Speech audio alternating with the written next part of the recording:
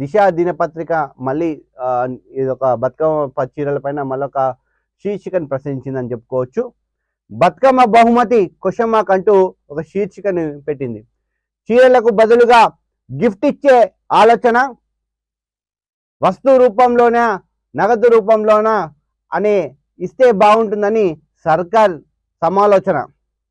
అధికార స్థాయిలో కసరత్తు, అర్హత విధి విధానాలపై సమాలోచన, ఇతర రాష్ట్రాల్లో అమలవుతున్న స్కీమ్లపై ఆరా. ఈసారి చీరలకు ఉత్పత్తికి జీవ ఇవ్వని సర్కార్, అంతే మొత్తానికి సమానంగా మహిళలకు ఇచ్చేలా ప్లాన్, త్వరలో నిర్ణయం తీసుకున్న ప్రభుత్వం. సార్ ఇప్పుడు బతుకమ్మ చీరలు అనేటివి వాళ్ళకు ఇవ్వడం గొప్ప అని చెప్పుకోవడం కాదు, కానీ ఒక మన ఆడబిడ్డలకు రాష్ట్ర ప్రభుత్వం నుంచి ఒక సారలాగా భావిస్తారు సార్. ఆడబిడ్డలకు ఇచ్చే ఒక సారలాగా భావిస్తారు. మీరు ఇప్పుడు నగదో ఇక బహుమతో ఏదో ఇస్తే అది బహుమతిగానే ఉంటుంది తప్ప,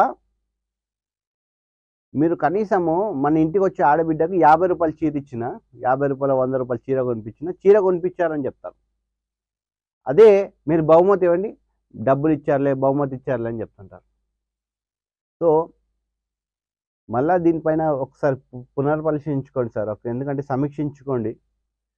సో ఇప్పటికే మీకు మహిళల సపోర్ట్ చాలా ఉంది, దాన్ని పోగొట్టుకునే ప్రయత్నం చేయొద్దని కూడా సర్కార్కి మన తెలంగాణ టీవీ తరఫు నుంచి చెప్తున్నాను.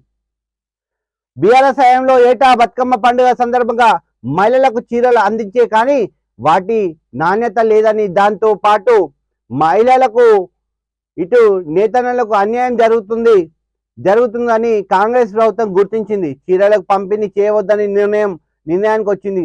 అందుకే దాని బదులుగా